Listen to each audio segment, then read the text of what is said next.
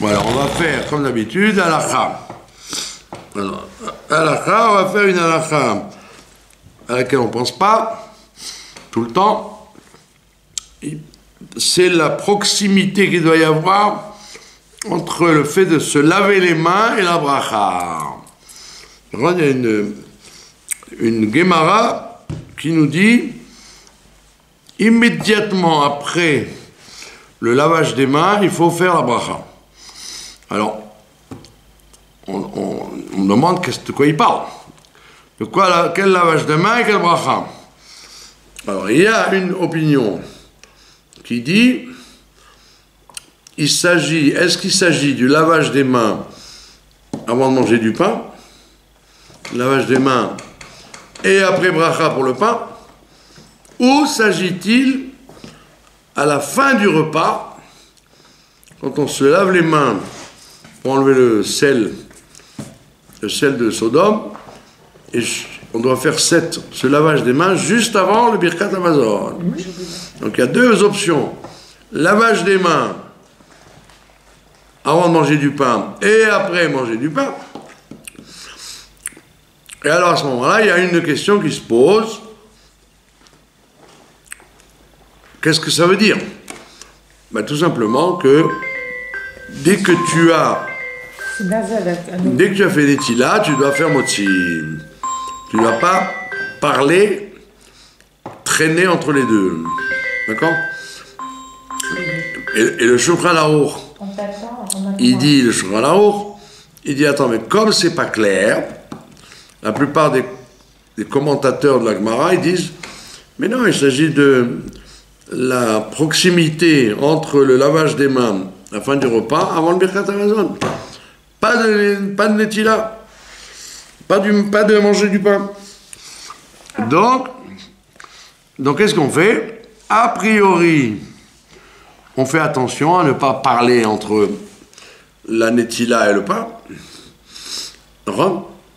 Surtout pas parler de choses futiles. Comment ça va?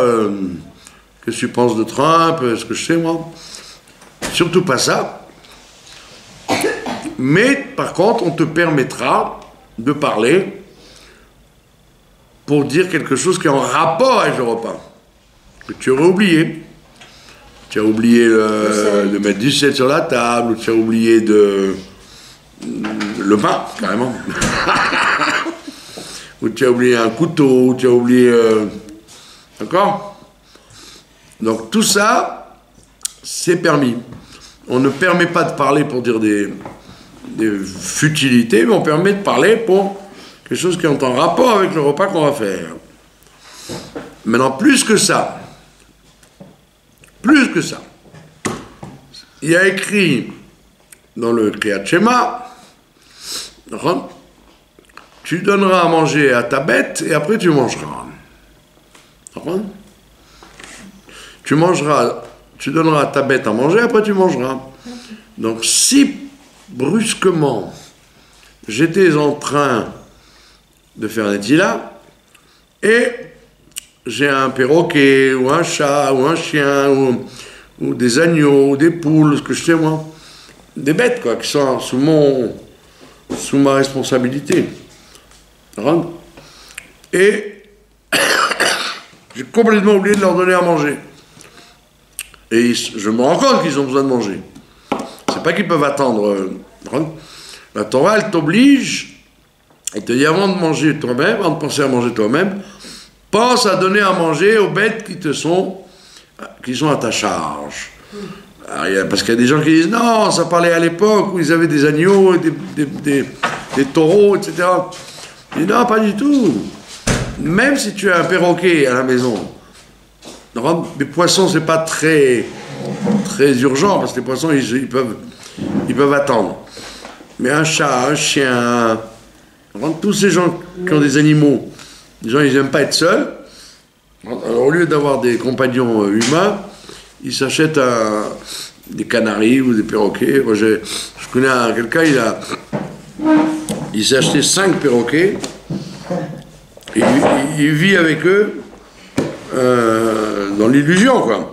Il me raconte que quand il fait la tfila, par exemple, ils n'arrêtent pas de... Dès qu'il fait la tfila, silence. Les 5 perroquets se taisent, ils sont en garde à vous dans son salon. Alors, il m'a dit, c'est incroyable, c'est des perroquets religieux, quoi. Dès qu'il fait la tfila, on les entend plus. Et dès qu'il a fait la tfila, il... Bon, tous ces animaux-là, ils sont sous ma responsabilité. Donc, si j'ai oublié de leur donner à manger, eh bien, j'ai le droit, alors que je viens de faire Netila, au lieu de me sauter sur mon pain et manger, j'ai le droit de leur donner à manger, le devoir de leur donner à manger avant de manger moi-même.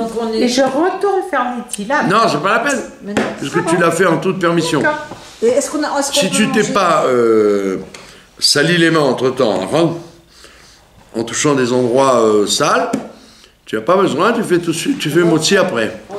Et c'est la Torah, ça. C'est pas un décret des Rabbanan, c'est la Torah qui dit, moi, donne à manger aux animaux, après tu mangeras toi-même. Donc on voit bien que c'est un cas intéressant, auquel tu n'aurais pas pensé, non? Bon, maintenant, c'est pas un encouragement à avoir des chats, des chiens, des perroquets et des canaris. Mais dans le cas où, sache que, avant de manger toi-même, occupe-toi de... donc, 2 cas où on a le droit, donc, s'il manque du sel, s'il manque du pain, ou alors quelqu'un qui doit venir. Shabbat, tu n'as que 2 pains pour faire la bénédiction sur les pains, et il y a quelqu'un, il n'aura pas de pain. Donc tu peux l'attendre et lui dire, nous, yallah. Donc tu as le droit d'activer le mouvement pour que la personne arrive. Ça s'appelle, ça c'est moutard. Donc il y a une marloquette entre le Shulchan Aruch et le Rama. Le Rama dit, il ne faut pas parler. Et le Shulchan Aruch, il dit, on peut parler si c'est quelque chose d'urgent qui a un rapport avec la Netila. Et pourquoi il dit ça, le Rama, qu'on ne peut pas parler?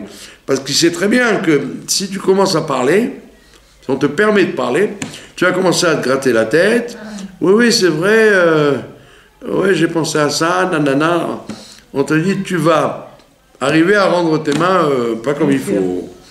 Donc pour éviter ça, ne parle pas. D'accord?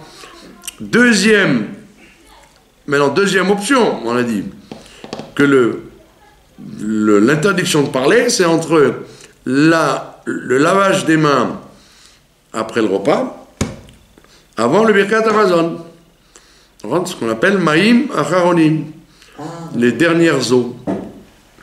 Il y a trois eaux. Il y a les premières eaux, qui sont celles qu'on utilise avant de manger. Au Moyen-Âge, il y a eu la peste noire, qui a tué la moitié de l'Europe. Et les antisémites, ils ont dit c'est à cause des Juifs. Puisque eux ne l'ont pas attrapé. Les Juifs ne l'ont pas attrapé. Ils étaient épargnés. Et ils n'ont pas compris qu'en fait, pourquoi ils ne l'ont pas attrapé? Parce qu'ils se lavaient les mains tout le temps, avec savon ou sans savon, en tous les cas, ils se lavaient les mains. Et ils se lavaient toutes les semaines, au moins une fois par semaine. Ils allaient au hammam pour aller se laver, parce qu'il n'y avait pas d'eau. Donc il fallait au bain public. Et donc l'hygiène que les Juifs avaient, bien, malgré le fait qu'ils habitaient dans des endroits fermés, etc., elle les a protégés de la contamination de la peste. Et si vous vous souvenez, quand ils nous ont cassé les pieds avec le corona, l'une des directives du corona, c'est « lavez-vous les mains ». Vous vous rappelez? Il fallait se laver les mains. Et nous, on leur a dit « mais ça fait 3500 ans que la Torah a dit qu'il faut se laver les mains régulièrement, avant de prier, avant de manger, quand tu te lèves, tout le temps on se lave les mains. On est comme les dentistes. Moi, je me lave au moins 30 fois par jour avec du savon. C'est tout? Bah oui, c'est tout, bah oui. Avec du savon. Pourquoi? Parce que vous prenez un livre, un siddur. La personne qui lavait le siddur avant vous, ça fait elle a fait du forage archéologique dans son nez, et après, elle se gratte la tête, et après, elle prend le sidour. Vous allez prendre le sidour pour le ranger, c'est pas très... Hein, c'est pas très amical, tout ça. Donc, dès que je finis la tefila, hop, robinet, savon. Dès que je dis bonjour à quelqu'un, robinet, savon, etc., etc. Comme ça, vous êtes comme les dentistes, 30 fois par jour, vous lavez les mains. Donc, là, ça c'était une parenthèse sur la peste noire. Donc, on voit bien que les chachamim, ils aiment bien vous dire, lavez-vous les mains. Pas forcément avec un récipient. Lavez-vous les mains, ça veut dire il y a un côté hygiène et un côté kedusha. Et une kedusha. C'est connu que si quelqu'un il aurait voulu aller au mikvé, et il n'y a pas de mikvé. C'est dans un trou perdu où il n'y a pas de mikvé, où le mikvé est fermé, où il y a eu on a changé les eaux. Eh bien, on nous dit à la place, il doit faire Netilat Yadayim plusieurs fois. Tac, tac, tac, tac, tac. Ça a la même efficacité que le mikvé. Donc on voit bien que le lavage des mains a un effet purificateur aussi grand que le mikvé. Vous n'auriez point pensé. Moi je connais des des malades, un peu des malades. Quand ils se lavent les mains, ils utilisent 4 fois le litre de truc. C'est du gaspillage. Tac, tac, tac, tac, tac. Alors aujourd'hui c'est pas difficile parce qu'il y a les robinets. Mais à l'époque où il n'y avait pas de robinet, c'était du travail. Donc Bekitso,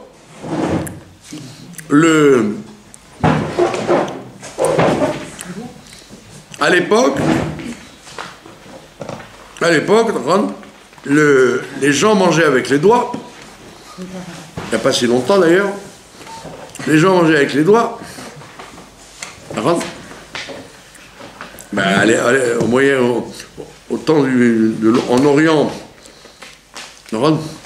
on mangeait avec les doigts. Il y avait un grand plat commun à tout le monde, et les gens ils plongeaient comme en Afrique. Il y a encore des pays en Afrique ou en Inde, les gens ils plongent la main dans.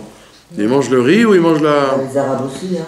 Le couscous ou le millet, etc. Il y a plein de gens qui font ça. Donc là, la fourchette est arrivée en Europe qu'au XVe siècle. Et on lui a donné comme il n'y avait pas de nom pour appeler la fourchette en hébreu, on lui a donné le nom de la fourchette qu'il y avait au Beth Amikdash pour prendre les viandes et les brûler. C'était une fourche. Ça s'appelait mazleg. Et donc c'est devenu le mazleg. La mazleg, c'est aujourd'hui la fourchette en langage moderne. D'accord? Donc depuis le 14e, 15e siècle, on a commencé à introduire la fourchette. Alors que très tard, les gens mangeaient avec les doigts. La viande, tout, ils mangeaient avec les doigts. Ça devait être... Les rois et les croisés, ils mangeaient avec les doigts les viandes. Vous voyez, c'était dégoûtant, quoi. C'était comme ça. Il y avait une histoire que vous ne connaissez pas, ou vous connaissez peut-être. Il y avait un grand sage qui s'appelait Rabbi Yechiel de Paris. De Paris? Oui, Paris. Pourquoi ça vous étonne qu'à Paris il y ait eu des grands sages? En France, il y avait beaucoup de Rachid. Il s'appelait Rabbi Yechiel de Paris. À quelle époque? Au Moyen-Âge, il vivait au temps de Saint-Louis Marchemont, Vézircho. Ah ouais. Et Saint-Louis, Singe Louis, c'est lui qui a brûlé le Talmud. Singe Louis. Et Rabbi Yechiel de Paris, c'était le frère du Tour, Rabbi Yaakov, et le fils du Roche, Rabbi Noacher. Alors le Roche, il habite en Allemagne, après il avait 10 enfants. Après il est parti en Espagne, après il est retourné en Allemagne. Les gens ils voyageaient beaucoup, quoi. Quand le pays était antisémite, ils s'en allaient, après ils étaient dans l'autre. Donc le Roche, il avait plusieurs fils très célèbres, dont l'un qui s'appelait le Tour, qui a écrit l'ancêtre de Shulchan Aruch. Et il avait un frère, ce Tour, qui s'appelait Rabbeinu Yechiel, et il habitait à Paris. D'accord? Et il a été confronté avec Singe Louis, parce que Singe Louis avait comment on appelle ça, un confident, un conseiller qui était juif, juif antisémite. C'est lui qui il a dit, tu sais, ce Rabbeinu Yechiel là, si tu touches le vin, si tu touches le vin, il ne boira pas ton vin, parce que tu es impur. Parce que tu es impur. Ils ont convoqué Rabbeinu Yechiel et ils ont voulu voir s'il allait effectivement, comment il allait se comporter avec le vin. Mais comme Rabbeinu Yechiel était un grand sage, il a fait plus que ça. Quand l'autre tordu de Saint-Louis, il a fini de bouffer ses cochonailles et ses faisans, il a plongé ses doigts dans l'eau, parce que quand il passait de plat en plat, il se lavait les mains, il se rinçait les doigts. Donc il a mis les mains dans l'eau, il a rincé ses doigts pour manger autre chose.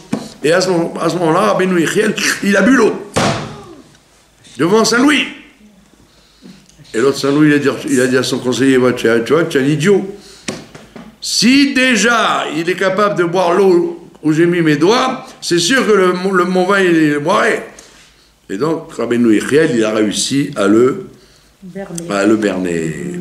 Évidemment, le décisionnaire pose la question, comment il a pu boire de l'eau où il y avait de la graisse de cochon qui est tombée dedans. Alors, on raconte qu'il a poussé la graisse vers le fond, enfin, comment dire, il dit, garde ses sipos. Tout ça pour sauver les Juifs de Paris. Mais ça n'a pas servi à grand-chose, puisque Monsieur le roi Louis IX, donc, Singe Louis, a mis le feu à tout le Talmud, et c'était des centaines de chariots bourrés de parchemin, parce que c'était pas imprimé encore, il n'y avait pas d'imprimerie, c'était écrit au parchemin. Ils ont mis le feu à tout le Talmud. Donc l'image qu'on vous donne, qu'il était sous un chêne à Vincennes, et pour juger le peuple comme Dvorak sous le palmier, c'était en vérité un salopard fini. C'est comme Charlemagne et Jeanne d'Arc. D'accord. Charlemagne était gentil, lui. Et Jeanne d'Arc, ils en ont fait... Charlemagne, pas Jeanne. Mais vous mélangez tout, Charlemagne était gentil. Jeanne d'Arc, elle a bien mené tous les croisés. Chaque ville qu'ils allaient, ils faisaient un pogrom. Rien à voir avec Jeanne d'Arc. Non, rien à voir, mais l'histoire française en a fait une sainte. Bon, ben elle n'a rien fait, elle est morte. C'est les catholiques. Comme on dit chez nous, vous ne l'avez pas cru, vous l'avez cuite. Bon, Bekitsour. Bekitsour. À l'époque, il n'y avait pas de fourchette. Donc les sages disaient, donc si tu manges, tu risques d'avoir des mains avec du sel, et le sel peut rendre aveugle. Parce que c'était du sel, à l'origine, le sel venait de la ville de Sdom. Jusqu'à maintenant, d'ailleurs, à Sdom, il y a une fabrique de sel. D'ailleurs, si vous avez fait attention, il y a le rave qui s'occupe de donner la cacheroute au sel. Comment il s'appelle? El Maliyah. Monsieur le sel. Incroyable, hein? Il a besoin de cacheroute. El Maliyah, hein? Ça, il a besoin de cacheroute. Oh que oui! Il y a au moins 25 produits dans le sel. Donc il faut 2 surveillances. Il y a le El Maliyah et le Badatz. Parce que quand vous achetez du sel, c'est pas qu'ils prennent l'eau, ils font évaporer et après ils mettent ça dans les boîtes. Ils font bouillir, ils mettent des vitamines, ils font des tas de trucs. J'ai un élève qui a travaillé là-bas, il m'a dit il y a 25 produits dans le sel. Même dans le sel de l'Himalaya? De l'Himalaya et de l'Himalaya. Tout le monde. Tous les sels méritent ont besoin d'une surveillance. Il n'y a rien de naturel. Et Guérande des Himalayas, c'est 100% sel sans injonction. Qui disent, monsieur le commissaire? Il y a toujours des conservateurs et des targuilim, quoi. Bon, en tous les cas, ils vérifient que, comme vous dites, peut-être ils vérifient qu'ils ne mettent rien. Oui. Bon, toujours est-il qu'à l'époque, le sel de Sodome rendait aveugle. Alors, c'est une allusion, parce que les gens de Sodome, c'était des... La preuve, c'est que la femme de Lot, elle n'a pas voulu lui donner du sel, parce que ça coûtait très cher, le sel. Donc elle a dit, ah, tu nous fais perdre du sel avec tes invités, là. D'accord? Donc on dit que Sodome étant la ville de l'égoïsme, le sel de Sodome peut rendre aveugle, ça veut dire que tu ne vois pas l'autre. Wow. Tu ne vois pas l'autre, tu ne vois que ton nombril. Donc c'est pour ça que, même si aujourd'hui on mange avec des fourchettes, eh bien que je vous confie,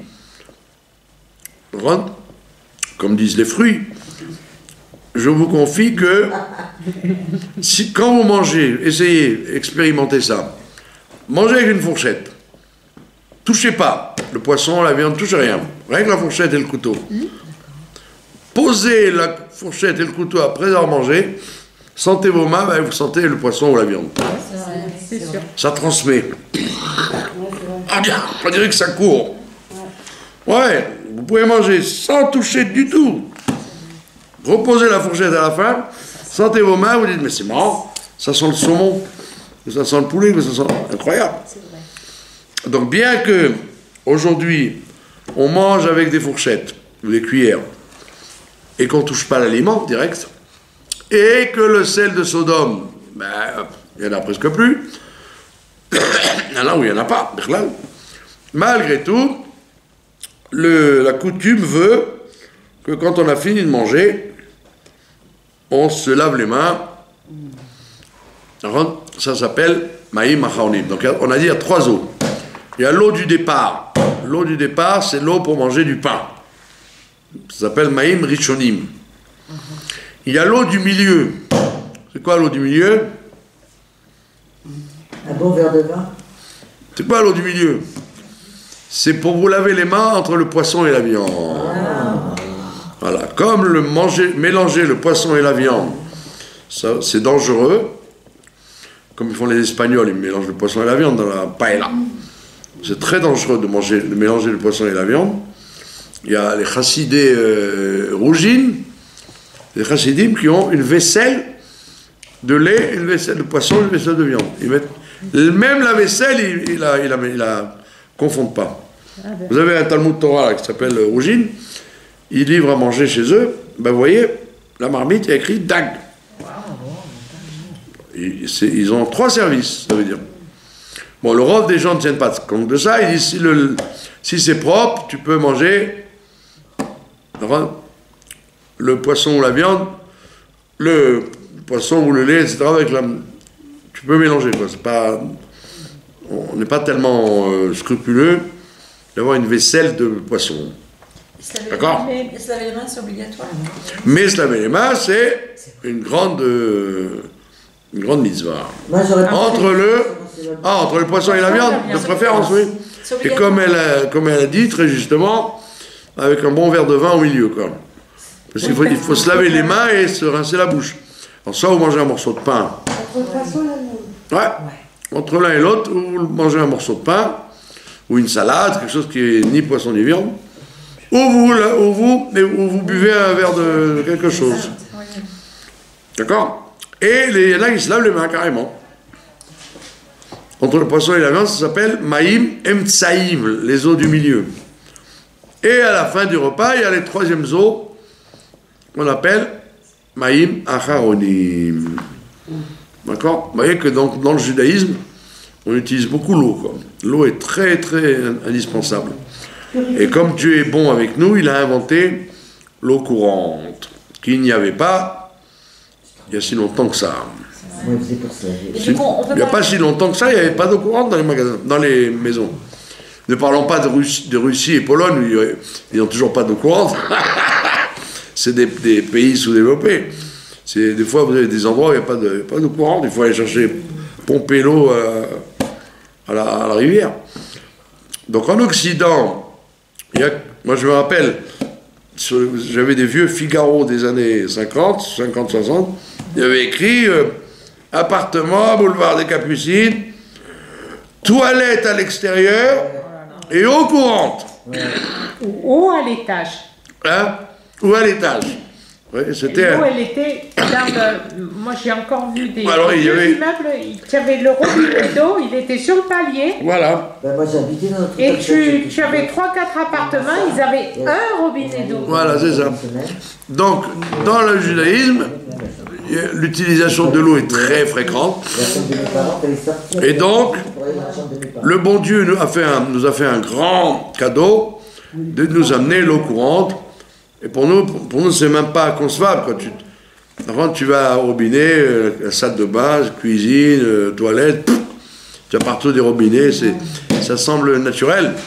Et ça ne l'est pas, ça ne l'a pas toujours été. On peut parler entre Maïm Aharonim et... Pardon? Entre Maïm Aharonim et la Birkat, on peut parler... Voilà, c'est ce qu'il dit. C'est que là, tout le monde est d'accord de dire que non. Ah. On ne parle pas entre Maïm Aharonim et le Birkat Amazon. Tout de suite, il faut faire le zimoun si on est 3 hommes, ou 3 femmes. Et... Ouais, les femmes, il y a des femmes qui font le zimoun, entre elles. Je fais Shabbat avec plein de femmes. Et elles m'ont toujours dit que s'il n'y a pas 3 hommes, on ne fait pas le zimoun. Ah ben, et pourtant, c'est... il est éloigné de Baba il y avait des séminaires de filles, elles faisaient zimoun entre elles. Ah non. Bon, peu importe. Peu importe. Pourquoi je dis ça? Oui. Donc la Maïm Aharonim, c'est le signe flagrant que tu ne vas plus manger. Donc tout de suite, il faut se laver les mains et faire le birkat. D'accord? Donc on a vu les deux options. Entre Netila du pain et le pain, ou Netila de la faim et la faim. Maintenant, les Lituaniens, par exemple, les Lituaniens et les Yékés en Alsace, ils ne font pas du tout Maïm Aharonim.